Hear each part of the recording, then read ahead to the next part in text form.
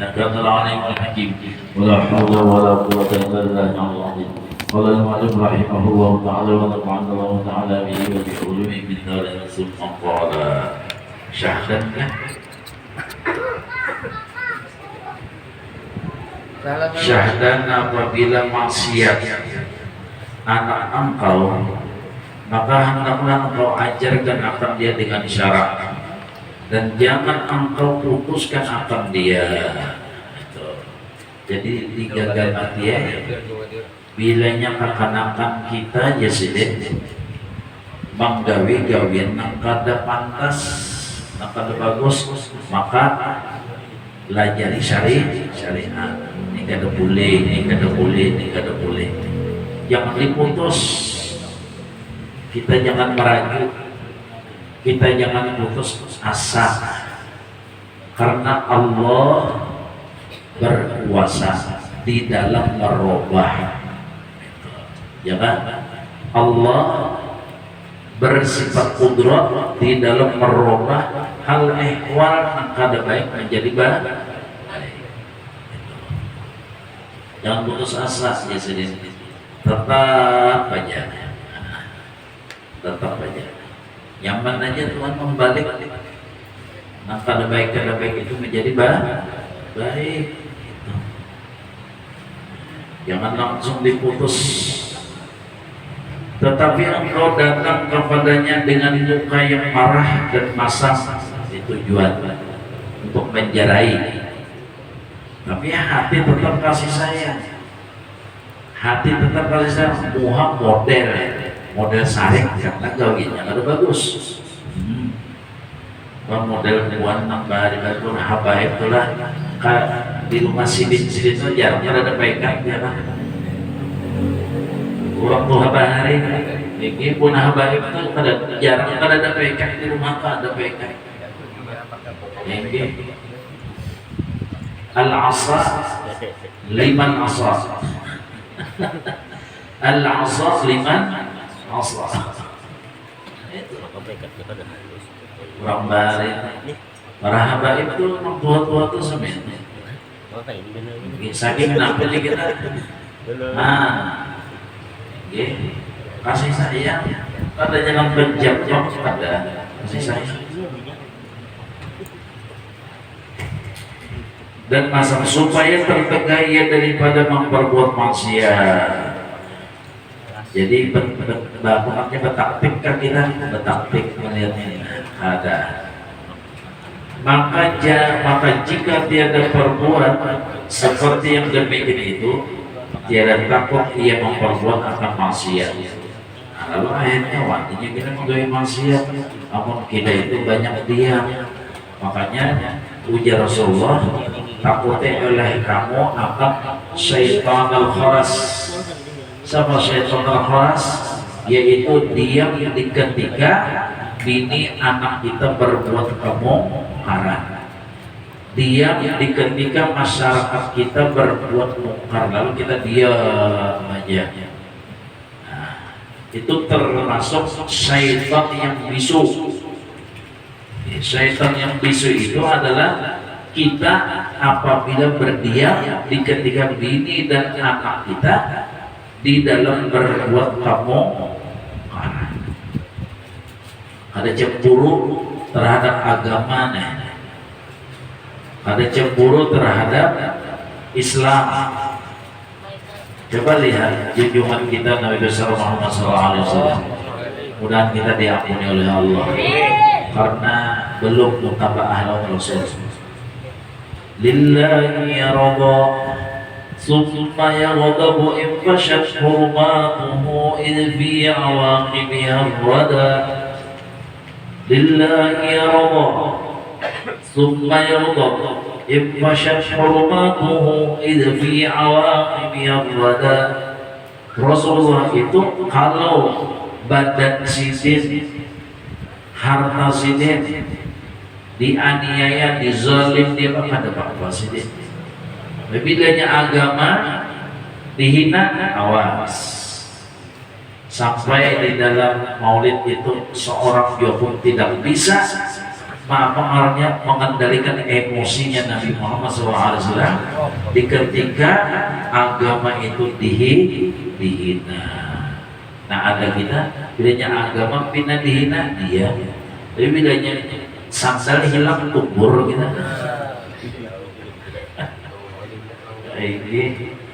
Ini bang kita ya Allah. Bilanya kita dihina orang sakit hati kita.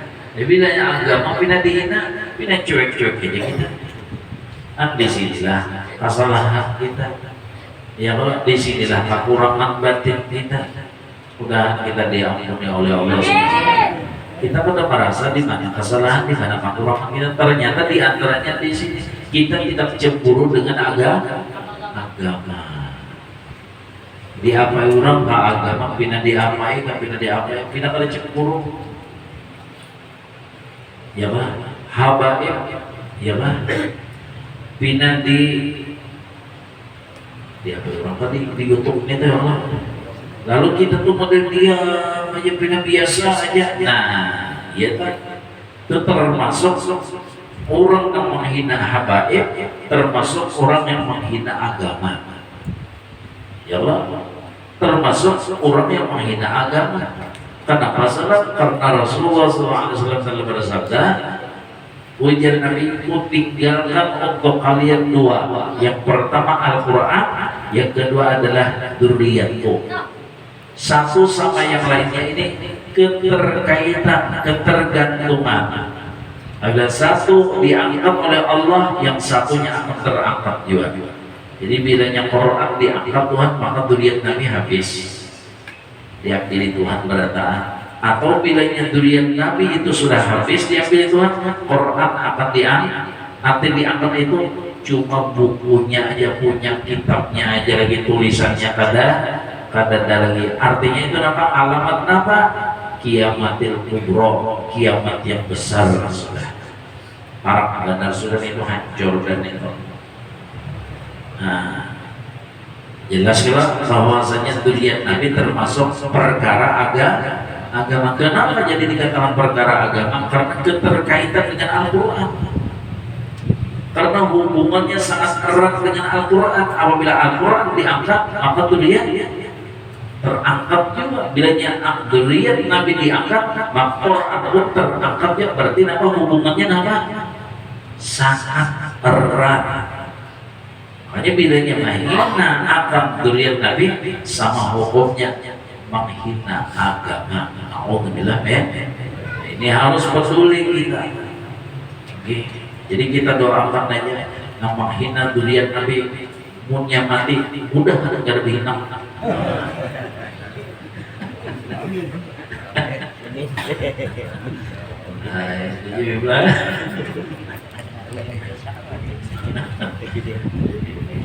Ini bisa aja kalau biar kita anaknya ketulahannya ada aja.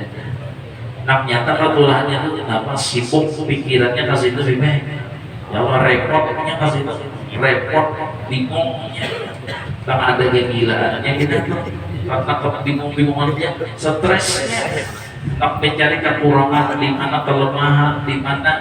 Itu Tuhan kalau Tuhan mencari biasanya apa? Stres kada?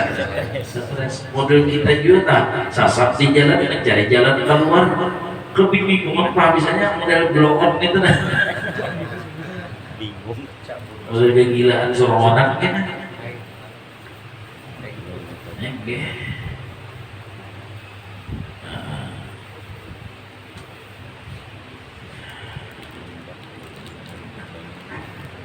Nah jadi ini sedikit pelajari lawan kita. Jadi supaya kita itu ada juga cemburu pada masalah agama. Apalagi di dalam hadis Nabi, bahwasanya di dalam surga itu ada tertulis di pintu-pintu surga haram bagi si laki-laki yang pada cemburu terhadap bininya. Bininya bercengkrama dengan laki-laki lain, rasa biasa. Ya kan? Rasa biasa.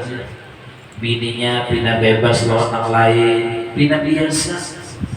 Bini-bininya pindah berteleponan lawan orang lain, maksud orang lain bukan mahram, pindah biasa. becet-cetan, ya kan? Pina biasa, betektokan, oh ini rame, kubur jeble, mulai tektok. Ya tengah malam kan lebih baik, maka bajunya ya Allah, ya kan? Itir benar, parak benar kan? Para kabel. Ayo, arriban ujian yang gih, bebas, ngerti? Anu kada cemburu, hati-hati. Seakan-akan model, nah pernah di beberapa hidup, dia pada ada gerak dan dia, ada dari reaksi, ibaratkan nanti dia jongkok-jongkok aja ada, kada cemburu lawan bini, nah, ada cemburu, naudzubillah men, kada bakal masuk surga, gitu. Haram surga bagi si laki-laki yang kada cemburu lawan bininya. Kada cemburu. Di mana lagi agama? Apalagi punya bini sudah maaf minta ampun bisnis bini kita. Oh, kena ke Surabaya, ke Jakarta, kemana cari barang nih. Laki kalah dua anak, ini namanya dunia terbalik. Sinetron atau apa? Bininya lihai, bininya pintar, lalu bebasnya, segala-galanya bebas. Ini hati-hati benar sudah. Oke, banyak nak kira berselingkuh itu banyak benar. Oke, naudzubillah. Ada cemburu terhadap ini. Demikian apabila kita pada cemburu terhadap anak-anak kita, khususnya yang perempuan, yang bujang-bujang, ada cemburu. Ini kadang-kadang duduknya di mana? Di kafe. Duduknya kena di anu kena tulakan kamu kena. Ada cemburu. Apalagi kita mesti waspada kalau anak kita sudah ongkos kamarnya tuh, buat kuliah ya Allah, arahnya fakultas tasbiru rabbakum summa tubuh fakultas tasbiru. Ini hati-hati, banyak ya Allah kejadian bini-bini pada bini-bini namanya main dapur. Ya beb, main dapur. Oh iya main dapur. Ya. Bini-bini lawan bini-bini sama jenis lesbi. Hati-hati. Laki-laki sama laki-laki namanya main anggar.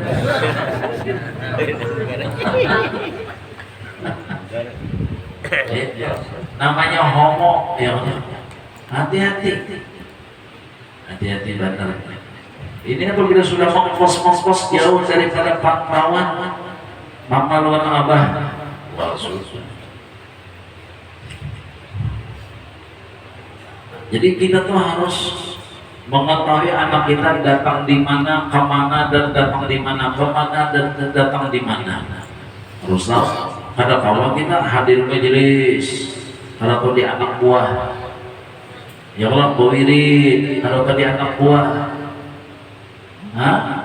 ada kawan kita. Seandainya putusan orang tuanya mau masuk ke dalam surga, ya bilang anaknya mau dimasukkan ke dalam neraka, protesnya, ya Allah kami protes, kami kadang-kadang mama abah kami masuk surga, sementara kami masuk dalam neraka. Kenapa? Karena di dalam dunia mereka tidak peduli sama kami. Kami bebas, kami tidak diberikan pengajaran, pendidikan agama, pendidikan moral, akhlak. Kamu ada di sekolah, kami ya sudah dibiarkan, sementara mereka, terhalang hendak masuk surga kada jadi gara-gara ini tete, ini anaknya ini tete. Nah, oleh sebab itu ya Pak, kita harus mengenal, mengetahui keberadaan anak kita. Mudah anak cucu kita dipelihara oleh Allah. Makanya doa-doa Nabi Bahari seperti Nabi Ibrahim, ya Allah, Rabbi ja'alni muqimas shalah wa min dzurriyyati Rabbi habli minas shalihin Rabbana inni askantu min dzurriyyati. Banyak itu kalimat-kalimat la'allahum yashkurun dan sebagainya, supaya anak ini terarah itu terarah. Itu untuk kita kan di negeri kita ini kan TK Al-Quran sudah banyak, alhamdulillah. Pondok-pondok pesantren alhamdulillah. Tinggal kita aja lagi kemana mengarahkan, tinggal kita mengarahkan. Nah, kira-kira ini aja dulu. Nah, kita belum baca lah. Habib sudah kan Moizah belum? Nah, kita pintakan ke orang Habibana untuk Moizah terhasil. Sallallahu ala Muhammad wa salatu ala Nabi.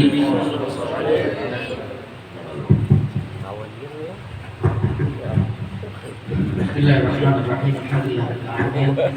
Allahumma shalli ala sayyidina Mustafa wa ala rasulika Mustafa wa habibika Muhammad wa ala alihi wa sahbihi wa sallam ala kulli ridha fi Allah. Subhanaka la ilma lana illa ma 'allamtana innaka antal alimul hakim. Rabbi shrah li sadri wa yassir li amri wa hlul 'uqdatam min lisani yafqahu qawli. Amin. Amma ba'du. Muhammad para habaib, kita Tuhan guru kita, dan semoga dipanjangkan umurnya Allah Subhanahu wa taala, ditambahkan kekuatan istiqomah yang dikaitkan ceramah-ceramahnya yang seperti barusan agar terdengar ke seluruh pelosok Banyuwangi. Karena berpikir secara pribadi kaget dan sudah jarang melihat penyampaian hal-hal yang seperti disampaikan Sidin barusan. Sedikit sekali. Alhamdulillah. Al-Bakir di sini sebenarnya ingin mengabarkan ngaji buat beliau, cuma tidak boleh ganti ilmu. Apa yang bisa saya sampaikan, dan semoga bermanfaat buat antum. Apa yang disampaikan oleh guru kita barusan, Guru Komarudin, Guru Haji Komarudin, itu merupakan poin-poin yang memang kita sebagai umat Islam, khususnya di akhir zaman ini, kita sering melalaikan, kita sering mengabaikan. Jadi kepedulian kita terhadap agama, kepedulian kita terhadap syariatnya baginda Nabi Muhammad SAW sudah terkikis kalah dengan dunia. Ada lagi kita mau mengingat, ada lagi kita mau peduli, ada lagi kita mau bersuara dalam urusan agama. Contoh yang paling ringan yang sekarang kita bisa saksikan, saudara-saudara kita yang ada di Palestina, bagaimana keadaan mereka setiap hari dibunuh, dewasa, muda, anak-anak, semua dibantai dengan begitu kejamnya yang dilakukan oleh Zionis internasional. Tapi kalau enggak gitu sunatullah, ya kita ini bukti bahwa kita ini kita beragama ini adalah makhluk manusia akhir zaman. Kita masih bisa bertawa dengan enaknya, berbahagia dengan enaknya, seakan-akan kita melupakan saudara kita yang di sana. Ini memang tanda kita ini, wujud kita di akhir zaman ini tanda memang akhir zaman dekat. Padahal setiap hari mereka di sana dibunuh, setiap hari dibunuh. Tapi kadang-kadang melihat semoga keluarga kita diselamatkan oleh Allah Subhanahu wa taala. Jangan sampai dari keluarga kita ada yang masih dengan acuhnya, dengan tidak pedulinya melakukan pembelian produk-produk yang mendukung kekejaman Zionis Israel. Ini yang paling kecil, ini yang paling kecil. Paling kecil. Apa yang bisa kita lakukan? Boykot. Ini lakukan terus ini. Ini sepele. Tapi kalau ini mereknya mereka, ini bisa jadi dosa buat kita. Kalau kita sengaja mengabaikan, membiarkan dan tak peduli, ini jadi dosa. Bahaya. Minimal inilah kita nanti di akhirat ketika dihisab di hadapan Allah, kita mengaku kita sudah peduli, ya Allah, saya sudah melakukan boykot, ya Allah, sebisa saya mampu. Kali nggak seperti Atiqah Syah, bisa seorang yang diselamatkan dari azab neraka karena dia mendapatkan syafaat daripada satu helai bulu mata yang menyaksikan dia menangis di tengah malam karena takut dosa-dosanya dinyekap oleh Allah Subhanahu wa taala. Ya barangkali yang sekecil ini kita menghindari membeli produk-produk yang mendukung kekejaman Israel pada dari Palestina. Minimal ini. Dan jangan lupa doakan. Setiap sholat kita doakan 5 kali sehari sholat fardu kita tambahkan mungkin satu sholatnya sholat asar kah, dan kunut nazilah kita doakan saudara-saudara kita di Palestina semoga diberikan kekuatan oleh Allah Subhanahu wa taala. Ini contoh kecil. Itu yang jauh. Nah yang di sini kata Sidin tadi betapa mengerikannya memang zaman kita ini sedang terjadi sebuah demoralisasi, sebuah kerusakan pemahaman generasi muda kita ini dikacaukan daripada pemahaman yang semestinya mengenal tentang agamanya sendiri. Mulai dini, mulai halus, mulai anak-anak halus kayak ini dan masuk sekolah, mulai ada pemahaman beda. Jadi sekarang ini ada pemahaman yang didukung oleh konsep relativisme. Konsep relativisme bahkan konsep skeptisme didukung anak ini untuk tidak memiliki keyakinan total meyakini bahwa agamanya adalah agama yang benar. Disuruh meyakini bahwa semua agama adalah kebenaran. Ini pembunuhan peragaannya.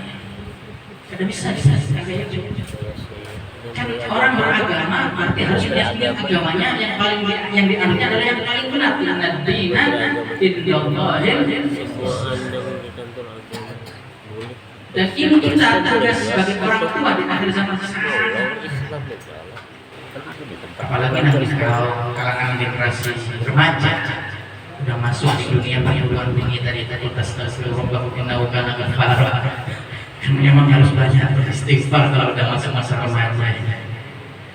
Itu ada pemahaman yang dicekokkan namanya pemahaman emansipasi dan kesetaraan gender. Ini dia mengatakan harus paham, calon-calon orang tua muda juga harus paham. Kalau di Barat sudah berlaku, di Eropa dan di Amerika, namun ada orang tua kayak kita nih, punya anak halus. Kita tidak boleh menekan dan mendikte anak kita untuk menentukan identitas gendernya. Jadi kalau ada anak halus ditanya, biar laki-laki atau perempuan, ada boleh. Jadi kalau anaknya menjawab, ulun batu, ulun pohon, ulun netral, ulun binian, ulun laki-laki, ulun kuda, ulun kambing, itu dibebaskan. Karena boleh ditekan, ada undang-undangnya yang menekan bisa kesedia. Ini di luar. Dan di Indonesia pemahaman semacam itu mulai masuk. Kalau kita nggak mengawasi, nggak mengontrol, nggak melihat apa yang ditonton setiap harinya, meskipun film-film kartun yang kelihatannya menghibur itu pengaruhnya mengaruhi pola pikir anak-anak kita yang harus dahsyat. Di YouTube iklan-iklannya yang kadang lewat itu bukan cuma TikTok lagi, kalau TikTok sudah jelas. Kata guru tadi tempatnya maksiat sih tapi yang kelihatannya edukasi itu kadang-kadang disusupkan pemahaman-pemahaman yang sengaja menjadi brainwashing, pencucian otak dari dini agar anak-anak kita berpemahaman liberal, bebas, tidak mau dikekang dengan aturan keagamaan, memisahkan antara agama dengan kehidupan sehari-hari, tidak mau kembali kepada Iqra bismillahirrahmanirrahim, meyakini ada sang pencipta yang menentukan segala sesuatu dalam kehidupan kita. Nggak tahu. Doktrin itu mau dijauhkan, kita mau dijauhkan dari orang-orang tua kita dulu, kita kai kita. Padahal pegangan terkuat dalam kehidupan ini yang bisa menyelamatkan kita dunia sampai akhirat adalah mutabarah kepada baginda Nabi Muhammad SAW. Ikut witan-witan kai yang jujur, lurus, istiqomah sampai nyambung kepada baginda Nabi Muhammad SAW. Lalu kadang ada di belakang barisan mereka akan salah saja. Dan mutabah ini sifatnya bukan cuma yang nyata yang bisa kita lakukan dalam kehidupan nyata, yang bisa kita lakukan secara kasar-kasar masa hidup satu zaman kita ada. Jadi dikatakan oleh beberapa ulama memaknakan di ayat wa'tasimu bihablillahi jami'an wa la tafarraqu. Ini istidlal bahwasanya i'tisam ini bukan hanya dengan yang ahya, tapi dengan amwat. Yang mereka ini menjadi pancer-pancer, mercusuar pandangan Allah yang menyinari umatnya. Karena hablul di situ tali Allah yang sangat kuat, bihablillahi jami'an. Makna terkuatnya adalah baginda Nabi sallallahu alaihi wasallam. Makna benar berikutnya adalah para pewaris baginda Nabi sallallahu alaihi wasallam, para auliya, para sulaha, khusus para dzurriyyah, ahli bait Nabi Mustafa sallallahu alaihi wasallam. Mereka adalah pancer-pancer yang bisa kita tautkan dari diri kita, gaya hidup kita, agar kita menjadi orang-orang yang beruntung dunia sampai akhirat. Dan pada hari ini juga kan tadi sekaligus memperingati haulan daripada salah satu dua imam yang mutakhirin yang bisa kita saksikan keagungan mereka berdua, yaitu Al-Habib Imam Al-Qutb, Al-Habib Abu Bakar bin Ahmad As-Sagaf, Syekh Gersik, dan Al-Habib Muhammad bin Husain Ma'bud yang di Lawang. Semoga pada malam hari ini kita yang di sini, keluarga kita yang di rumah, mendapatkan barokah daripada kedua wali besar ini, dan dijaga oleh Allah, diubah rumah tangga kita oleh Allah, dan kita dijadikan orang-orang tua yang peduli kepada anak istri kita, perhatian anak istri kita, dunia sampai akhirat, dan selamat oleh Allah Subhanahu wa Ta'ala. Amin ya Rabbal Alamin. Mungkin ini dari Al-Fakir, kurang lebihnya mohon maaf. Assalamualaikum warahmatullahi wabarakatuh. يا ربي بالمصطفى بلغ مقاصدنا واغفر لنا ما مضى يا واسع الكرم يا ربي بالمصطفى بلغ مقاصدنا واغفر لنا ما مضى يا واسع الكرم يا ربي بالمصطفى بلغ مقاصدنا واغفر لنا ما مضى يا واسع الكرم تقبل منكم الحمد لله.